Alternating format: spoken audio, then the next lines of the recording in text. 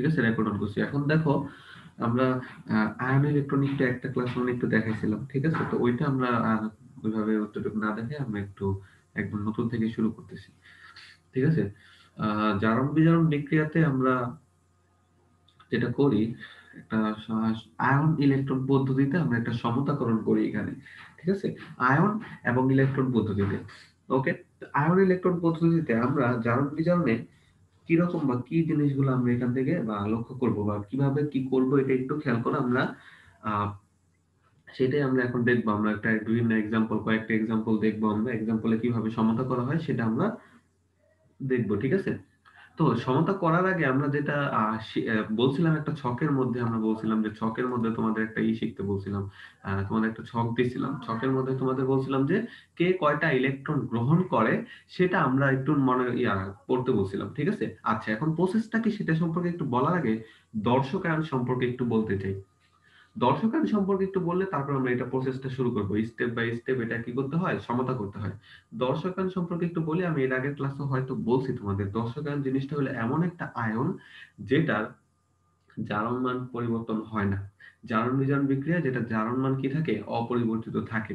যেমন তোমার ধরো হাইড্রোজেন, হাইড্রোজেনের বিক্রিয়কের জারণ মান কত থাকে, +1।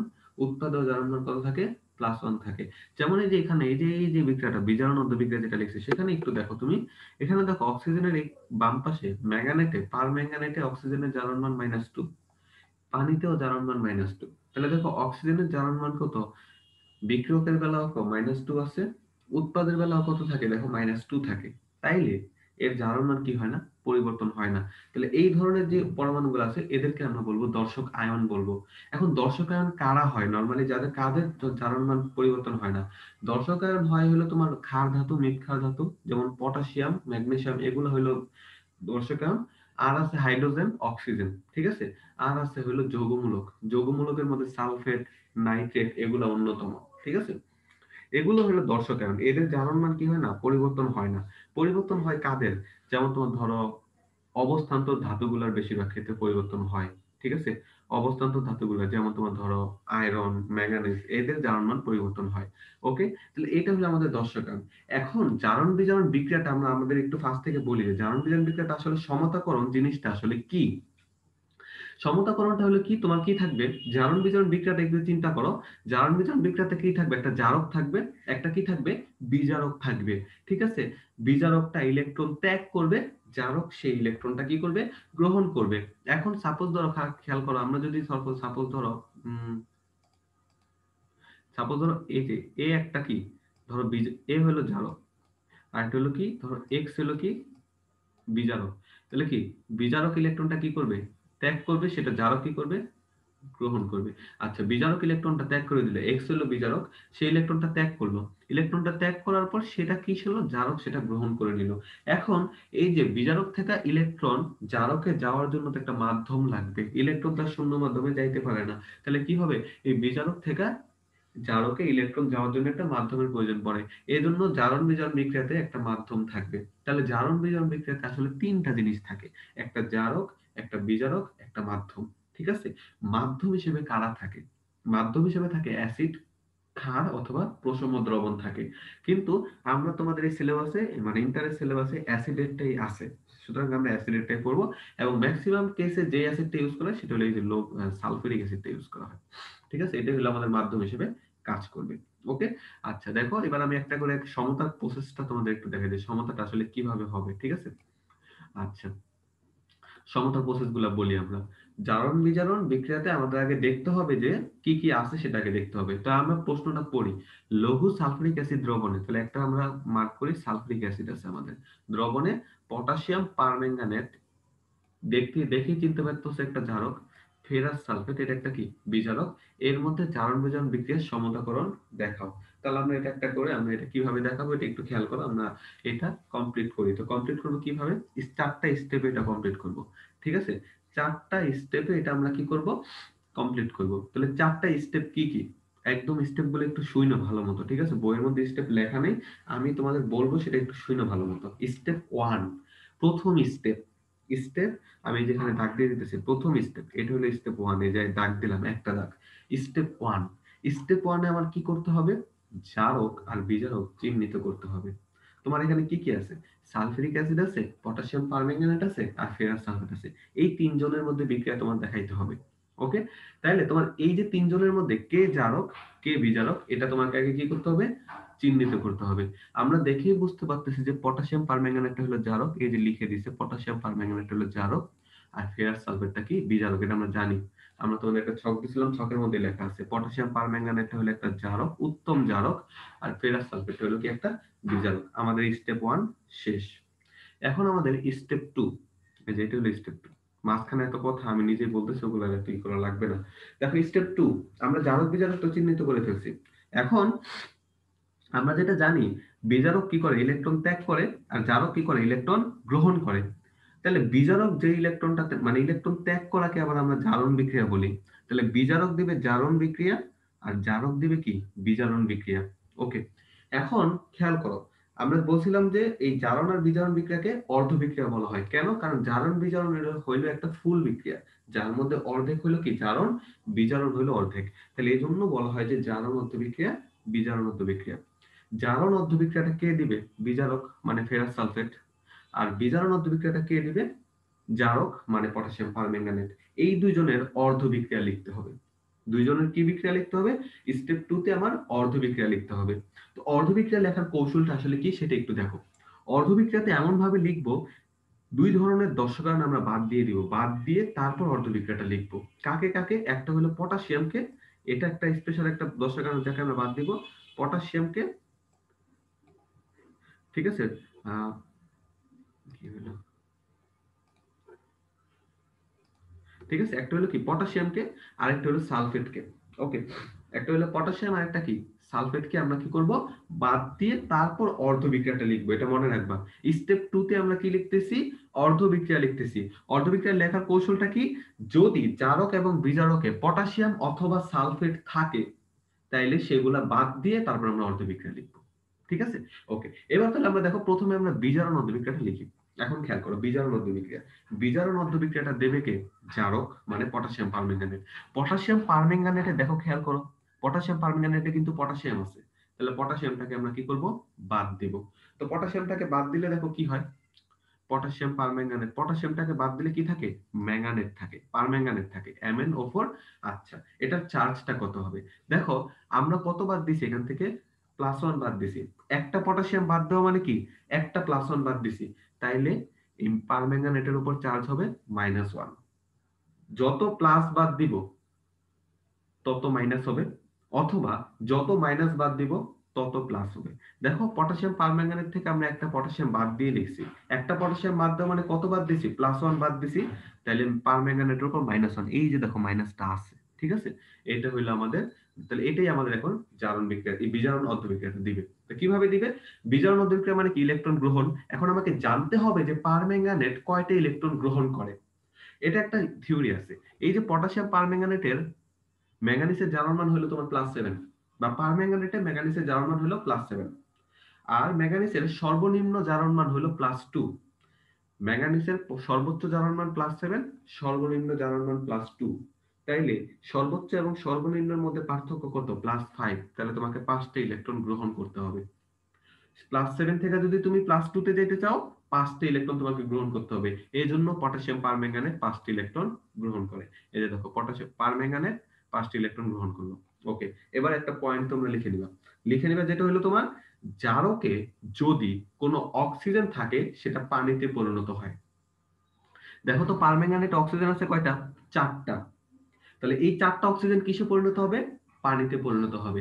তাহলে 4টা অক্সিজেনকে পানিতে পরিণত করার জন্য কয়টা হাইড্রোজেন লাগবে? 8টা। তার দ্বিগুণ সংখ্যক হাইড্রোজেন লাগে, H2O, দ্বিগুণ সংখ্যক হাইড্রোজেন। এজন্য 4টা অক্সিজেনের জন্য দেখো আমরা 8টা হাইড্রোজেন লিখছি। এই যে এটাই হলো আমাদের বিক্রিয়ক লেখা। তাহলে পারম্যাঙ্গানেট 5টা ইলেকট্রন গ্রহণ করলো, আর 4টা অক্সিজেনকে পানিতে পরিণত করার জন্য 8টা হাইড্রোজেন লিখলাম। তাহলে এবার উৎপাদক কি কি হবে সেটা একটু লিখে আমরা। এই যে দেখো ম্যাঙ্গানিজ এখানে কত? +7 জারণ মান ছিল বাম পাশে। সেটা আমরা জানি 5টা ইলেকট্রন গ্রহণ করলে কি করবে? +2 তে চলে যাবে। এই জন্য Mn2+। ঠিক আছে, প্লাস এই যে দেখো 4টা অক্সিজেন আর 8টা হাইড্রোজেন মিলে 4টা পানি উৎপন্ন করলো। শেষ। এই যেটা হলো আমাদের বিজারণ অন্তরীক্রিয়া। এবার পটাশিয়াম পারম্যাঙ্গানেট তুমি যেখানেই দেখো না কেন, ফেরাস সালফেটের সাথে বিক্রিয়া করুক, পারঅক্সাইডের সাথে বিক্রিয়া করুক, হাইড্রোজেন সালফাইডের সাথে বিক্রিয়া করুক, অক্সালিক অ্যাসিডের সাথে বিক্রিয়া করুক, যার সাথেই বিক্রিয়া করুক না কেন, পটাশিয়াম পারম্যাঙ্গানেটের বিজারণ বিক্রিয়া কি হবে? এটাই হবে, সব জায়গায় সেম হবে। সুতরাং এই বিক্রিয়াটা একটু এক জায়গায় বুঝলেই হয়। ওকে, এটা গেল। এটা হলো আমাদের কি পারম্যাঙ্গানেটের বিজারণ বিক্রিয়া। তাহলে এবার জারণ বিক্রিয়াটা লিখি। জারণ বিক্রিয়াটা দিবে কে? বিজারক, মানে ফেরাস সালফেট। তো আমরা কি বলছিলাম, পটাশিয়াম অথবা সালফেট যদি থাকে সেগুলোকে আমাদের বাদ দিয়ে লিখতে হবে। তো দেখো তো, ফেরাস সালফেট থেকে যদি সালফেট বাদ দেই, কত বাদ দিলাম? সালফেট বাদ দেওয়া মানে কত বাদ দেওয়া? মাইনাস বাদ দেওয়া, -2 বাদ দেওয়া। সালফেট বাদ দেওয়া মানে কত বাদ দেওয়া? -2 বাদ দেওয়া। তাহলে Fe এর উপর কত হবে? Fe2+ হবে। Fe2+। ওকে, এই যে হাতের লেখাটা দেখো, ওইটা দেখো না, হাতের লেখাটা দেখো। এই যে Fe2+, নরমালি আমরা ইয়াতে দেখছিলাম যে আয়রনের দুইটা জারণ মান, 2+ থেকে একটা হলো +2, একটা কি +3। তাহলে +2 থেকে +3 তে যাইতে হলে কয়টা ইলেকট্রন ত্যাগ করতে হবে? একটা ইলেকট্রন ত্যাগ করতে হবে। এজন্য Fe2+ একটা ইলেকট্রন ত্যাগ করে কিসে পরিণত হলো? Fe3+ এ পরিণত হলো, ফেরাস থেকে ফেরিক। সুতরাং ফেরাস সালফেটের যেখানেই থাকুক না কেন, তার জারণ বিক্রিয়াটা হবে কি? এই Fe2+ একটা ইলেকট্রন ত্যাগ করে Fe3+ এ পরিণত হয়েছে। ঠিক আছে? ওকে, এই হলো আমাদের জারণ বিক্রিয়া বিজারণ বিক্রিয়া লেখা শেষ। এটা আমাদের এই স্টেপ 2 ছিল। এখানে একটু বোঝার ব্যাপার আছে, সামনে আরেকটা বোঝার ব্যাপার আছে, তখনই শেষ এটা। এখন আমাদের যে কাজটা করতে হবে, আমরা নরমালি সাধারণত বিক্রিয়াতে ইলেকট্রনের সংখ্যাটা দেখাই না। ইলেকট্রনের সংখ্যাটা কোথাও দেখাই না। ইলেকট্রনের সংখ্যাটা তোমাকে ক্যান্সেল করতে হবে। স্টেপ 3 তে তোমার অপনয়ন করে ইলেকট্রনের সংখ্যাটা ক্যান্সেল করতে হবে। কিভাবে ক্যান্সেল করবে দেখো। এই যে দেখো, এটাকে আমি 1 নম্বর সমীকরণ দিছি, পারম্যাঙ্গানেটের বিক্রিয়াটা, আর আয়রনের বিক্রিয়াটাকে 2 নম্বর সমীকরণ দিছি। 1 নম্বর সমীকরণের বাম পাশে দেখো +5টা ইলেকট্রন আছে, আর 2 নম্বর সমীকরণের বাম পাশে দেখো -1টা ইলেকট্রন আছে। তাইলে যদি 2 নম্বর সমীকরণকে আমি 5 দিয়ে গুণ করে 1 এর সাথে যোগ করি, তাহলে দেখো 2 নম্বর সমীকরণকে যদি 5 দিয়ে গুণ করি তাহলে কি -5টা ইলেকট্রন হবে, আর 1 এর বাম পাশে আছে কি +5টা ইলেকট্রন, ওই দুইটা কাটা যাবে। তাহলে আমার ইলেকট্রন সংখ্যাটা ক্যান্সেল হয়ে গেল। ঠিক আছে? এটাই আমরা করব 3 নাম্বার স্টেপে, যে অপনয়ন করে ইলেকট্রনের সংখ্যাটা আমাকে বাদ দিতে হবে। তো আমরা এই যে দেখো পরের পেজে আমরা করছি এটা। তাহলে দেখো কি করছি, 2 নাম্বারকে 5 দিয়ে গুণ করে 1 এর সাথে যোগ করতে হবে। তো এই যে দেখো, 2 নাম্বারকে 5 দিয়ে গুণ করছি, যোগ করছি কতর সাথে? আমি এটা একটু মুছে দিই, তাহলে ক্লিয়ার হবে জিনিসটা।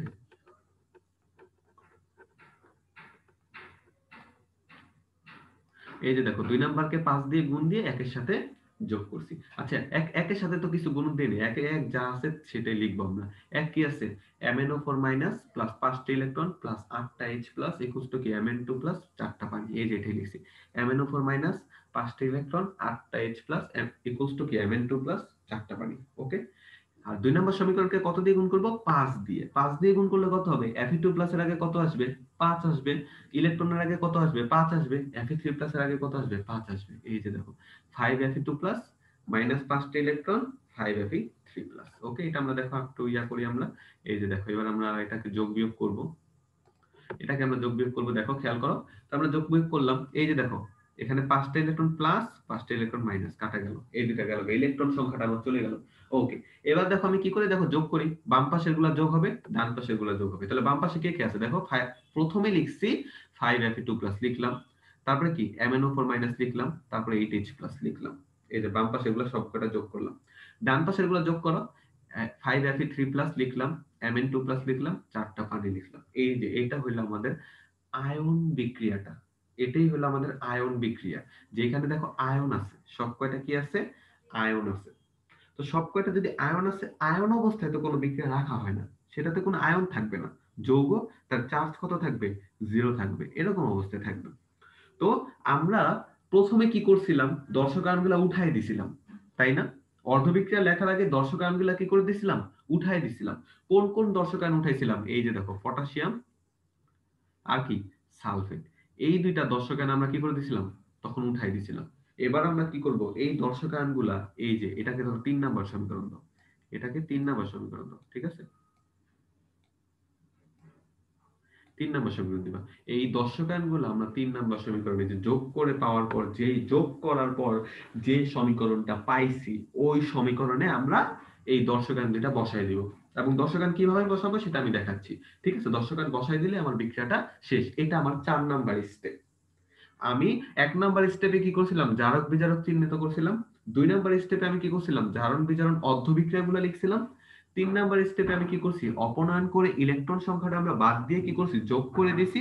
আর 4 নাম্বার আমরা স্টেপে কি করছি, দর্শকায়ন বসাবো এখন। তাহলে দর্শকায়ন বসানোর কৌশলটা একটু দেখো। দর্শকায়ন বসাবে কিভাবে, এই যে দেখো 3 নাম্বার সমীকরণে যোগ করে পাওয়ার পর যে সমীকরণটা পাইছি, বাম পাশে কিছু আয়ন আছে, দেখো Fe2+ আছে, 8H+ আছে, MnO4- আছে।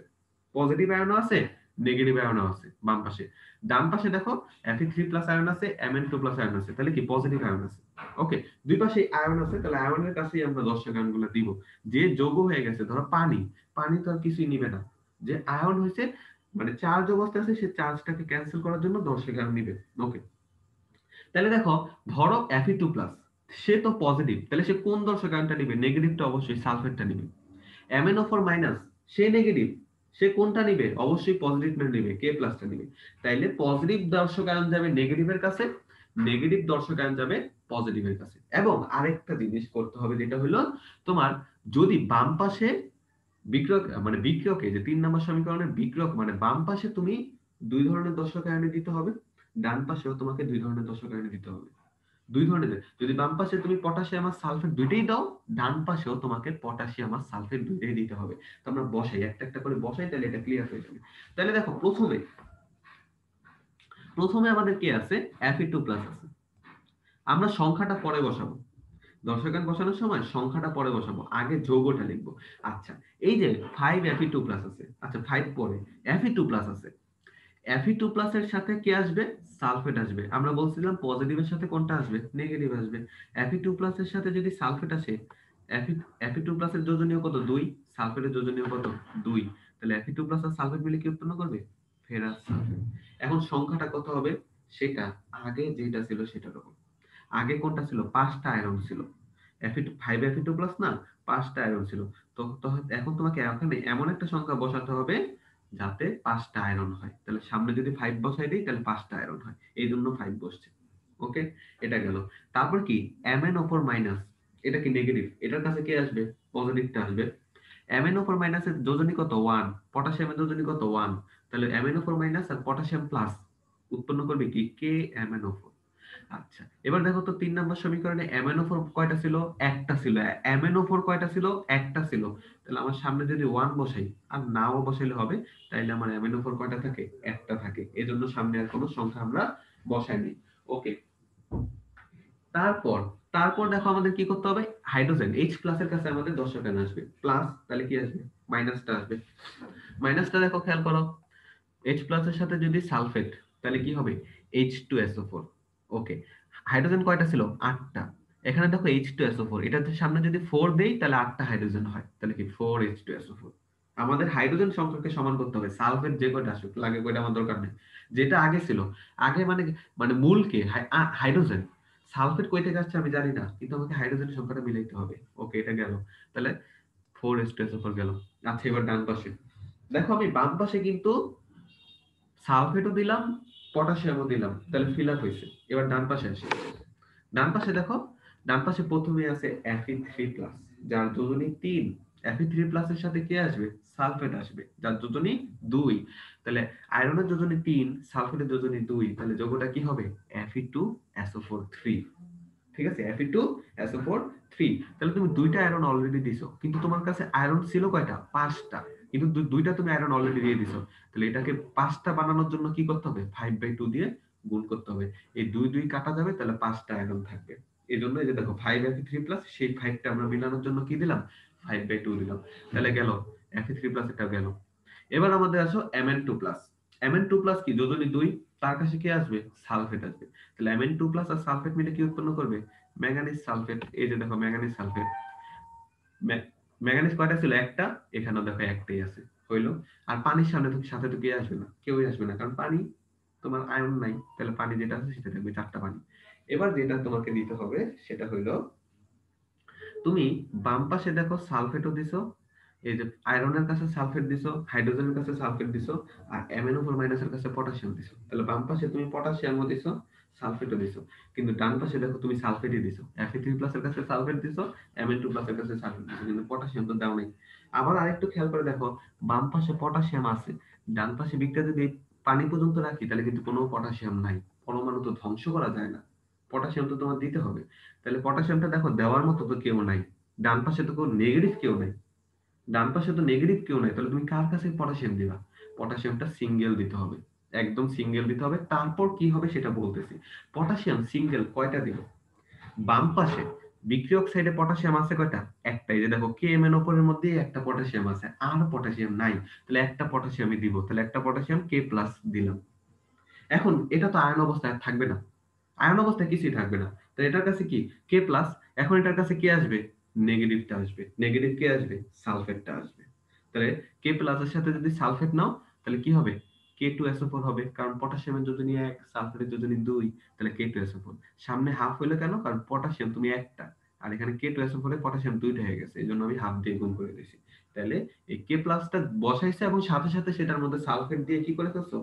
সেটাকে আয়ন মুক্ত করে ফেলছো। ঠিক আছে? এই হইলো আমাদের সমতাকরণ। তুমি মিলাও, কোনটা সংখ্যার সাথে কোনটা মিলাবা সেটা হয়ে যাবে। এটাই হলো আমাদের বেসিক সমতাকরণ। তাহলে প্রথম স্টেপে আমরা কি করছিলাম? জারক বিজারক চিহ্নিত করছিলাম। দ্বিতীয় স্টেপে আমরা জারণোদ্ধ বিক্রিয়া বিজারণোদ্ধ বিক্রিয়া লিখছি। তৃতীয় স্টেপে অপনয়ন করে ইলেকট্রন সংখ্যা বাদ দিয়ে যোগ করছি। 4 নাম্বার স্টেপে আমরা দর্শকায়ন বসাইছি। সবচেয়ে খেয়াল রাখতে হবে দর্শকায়ন বসানোর সময় ওই অর্ধবিক্রিয়া লেখা কোনো ইজি ব্যাপারই না, কারণ অর্ধবিক্রিয়া সেম জিনিসই বারবার আসবে। তুমি একটা মুখস্থ করে 4-5টা মুখস্থ করলে অর্ধবিক্রিয়া এমনিই লিখতে পারবা। দর্শকায়ন বসানোর সময় তোমাকে খেয়াল রাখতে হবে। ঠিক আছে? এই একটা আরো একটা উদাহরণ দেখি আমরা, 2-3টা উদাহরণ দেখলে এগুলো ক্লিয়ার হয়ে যাবে। ঠিক আছে? তো উদাহরণ দেখি আমরা।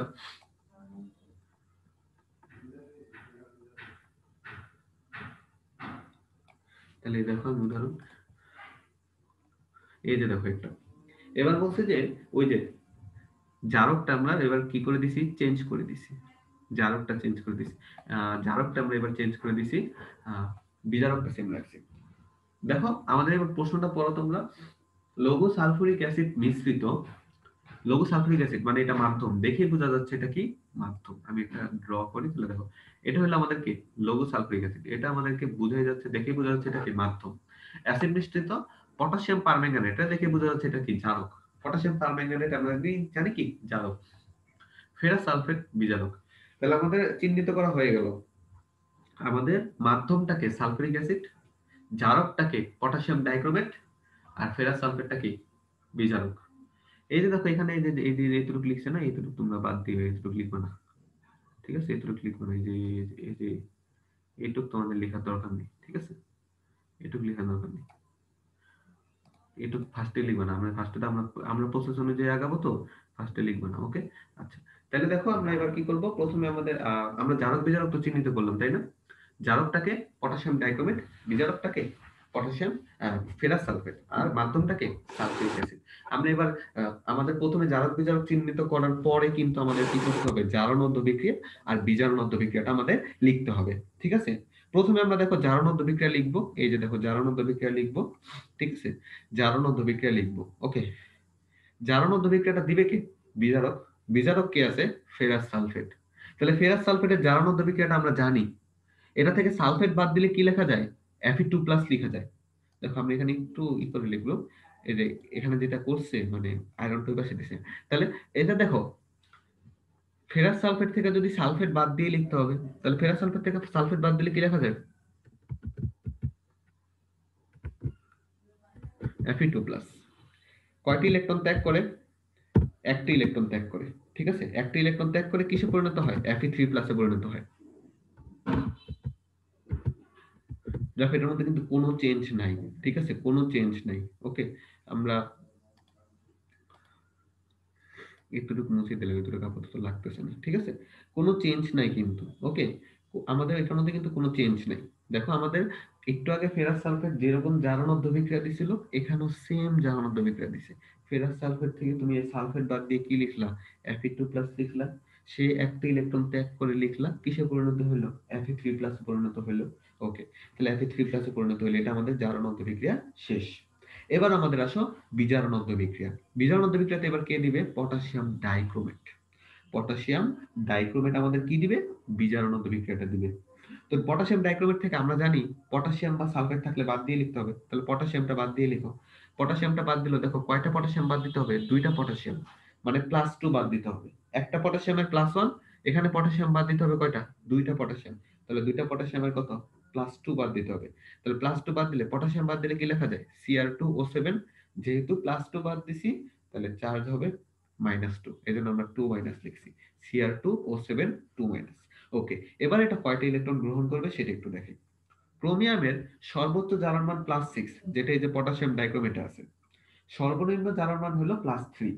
এমন ভাবে ইলেকট্রন গ্রহণ করবে যে সর্বোচ্চ জারণ মান থেকে সর্বনিম্ন জারণ মানে যায়।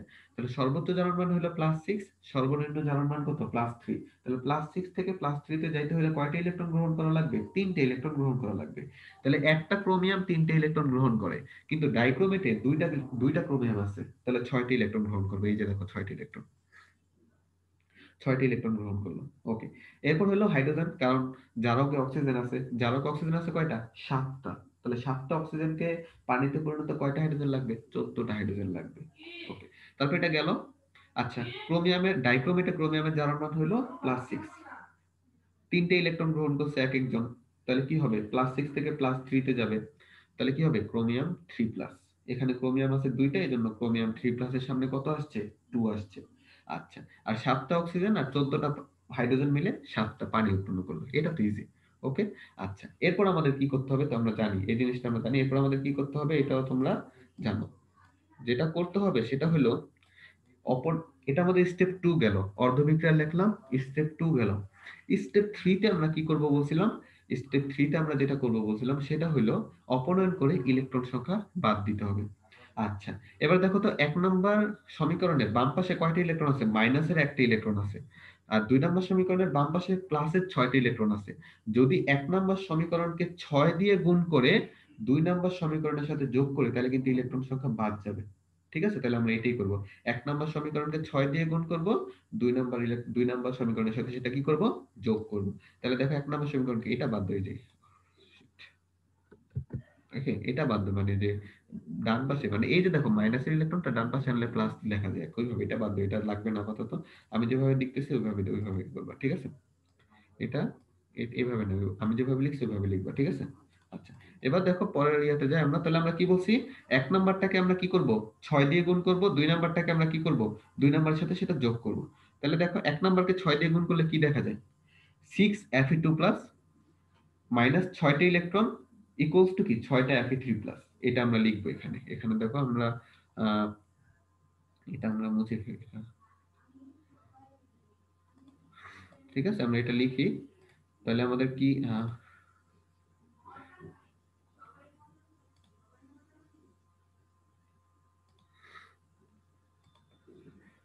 তাহলে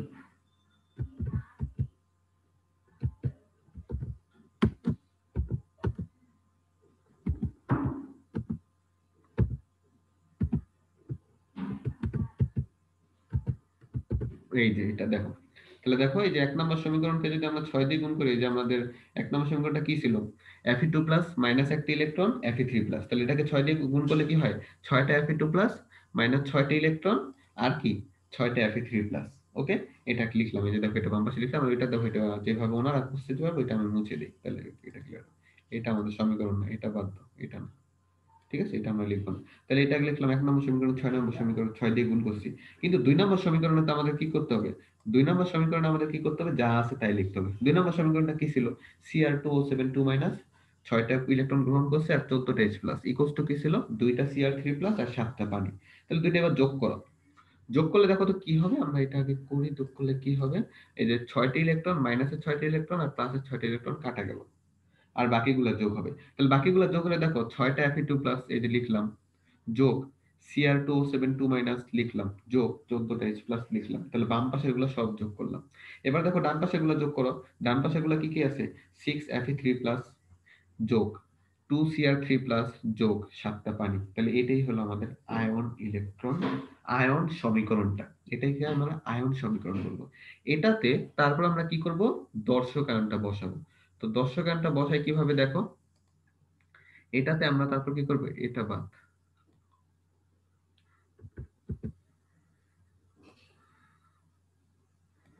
ঠিক আছে? এটাতে এই যে যে এই 3 নাম্বার যে সমীকরণটা আসছে, এটাকে আমরা 3 নাম্বার সমীকরণ দেখাই। এটাকে আমরা 3 নাম্বার সমীকরণ দিলাম। ঠিক আছে? এই ৩ নাম্বার সমীকরণ যেটা আসছে সেটাতে এখন আমরা কি বসাবো? দর্শকায়নটা বসাবো। তো দর্শকায়নটা কি বসাবো? আমরা দেখো দর্শকায়ন বাদ দিছিলাম। জারক, পটাশিয়াম পারম্যাঙ্গানেট থেকে দর্শকায়ন বাদ দিছিলাম কি? পটাশিয়াম, আর ফেরাস সালফেট থেকে বাদ দিছিলাম কি? সালফেট। তাহলে এই ২ টা এখন আমরা বসাবো। তো এই ২ টা বসাই, একটা করে বসাই দেখো। ১ম এ যেটা আছে Fe2+। Fe2+ এর কাছে যদি কে আসবে, সে পজিটিভ, তাহলে তার কাছে কে আসবে? নেগেটিভ আসবে। Fe2+ এর কাছে সালফেট আসবে, তাহলে Fe2+ আর সালফেট মিলে কি উৎপন্ন করবে? এই যে দেখো ফেরাস সালফেট উৎপন্ন করলো। ঠিক আছে? আচ্ছা, এখানে কয়টা Fe আছে? ৬টা Fe আছে। তাহলে ফেরাস সালফেটের সামনে যদি ৬ দিই তাহলে ৬টা Fe হয়, সেটা মিলাইতে হবে। গেল, Fe2+ এটা গেল।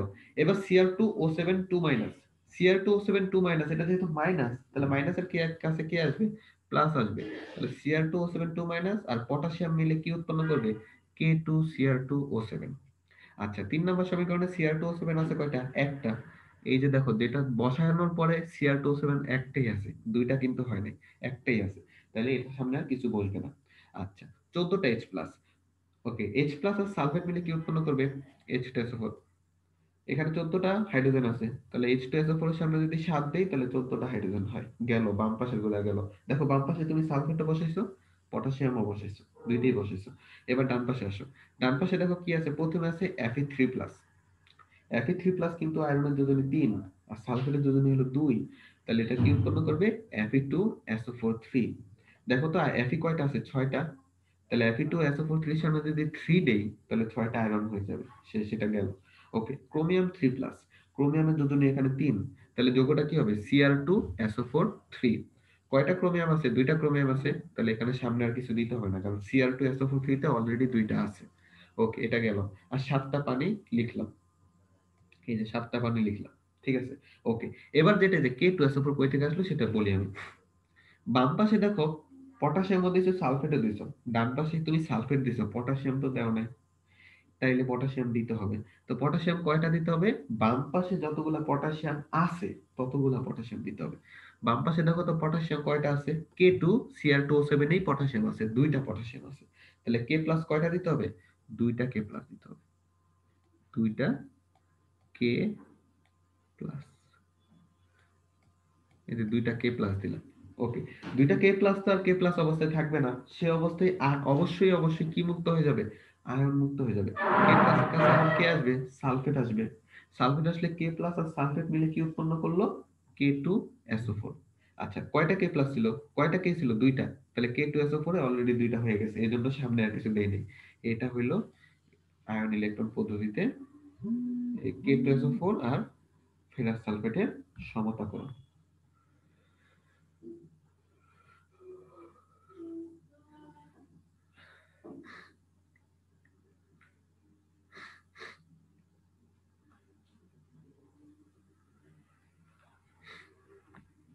ঠিক আছে? তাহলে এটা গেল। আচ্ছা, 1 মিনিট।